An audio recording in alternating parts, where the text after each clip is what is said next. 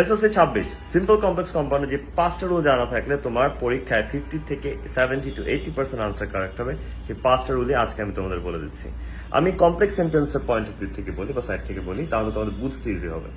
First of all হচ্ছে আমাদের so that এর রুলটা। কমপ্লেক্সে যখন সো দ্যাট থাকে, যেমন আমরা সিম্পলে সেই ক্ষেত্রে ইন অর্ডার টু বা টু ইউজ করে থাকি। তারপর 2 নম্বর আসে হচ্ছে আমাদের ইফ বা আনলেস এর রুলটা। ইফ বা আনলেস এর রুলের মধ্যে কিন্তু আমাদের ইফ যদি থাকে তখন আমরা সিম্পলে by plus present participle use করি, আর যদি আনলেস বা ইফ নট থাকে তখন without plus present participle use করি, এবং সেই ক্ষেত্রে কিন্তু আমাদের কম্পাউন্ডে অর ব্যবহার করে থাকি আমরা।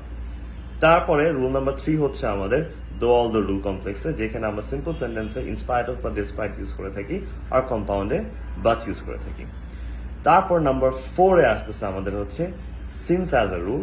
সিন্স অ্যাজ আ রুলকে মধ্যে কিন্তু আবার 3টা পার্ট আছে। 3টা স্ট্রাকচার তোমার জানা থাকতে হবে যে কখন আমাদের 3টার কোনটা হলে সিম্পলে কি হচ্ছে, এন্ড কম্পাউন্ডের ক্ষেত্রে 3টার মধ্যে আমাদের অ্যান্ড ইউজ করলে চলে।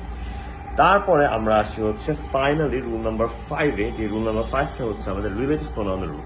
যখন আমাদের কমপ্লেক্স সেন্টেন্সে রিলেটিভ প্রোনাউন থাকে, যেরকম হু, উইচ, দ্যাট এগুলো থাকে, তখন কিন্তু আমরা সিম্পল সেন্টেন্সে অনেক সময় যেটা করে থাকি, অবশ্যই আমরা রিলেটিভ প্রোনাউনটা উঠিয়ে দিই, তার পাশাপাশি কিন্তু অক্সিলারি ভার্বও কিন্তু আমাদের উঠে যায় প্রায় সময়। সো এই 5টা রুল যদি তোমার জানা থাকে, তাহলে তোমাদের কিন্তু সিম্পল কমপ্লেক্স কম্পাউন্ড নিয়ে পরীক্ষা আর কোনো ভয় থাকছে না।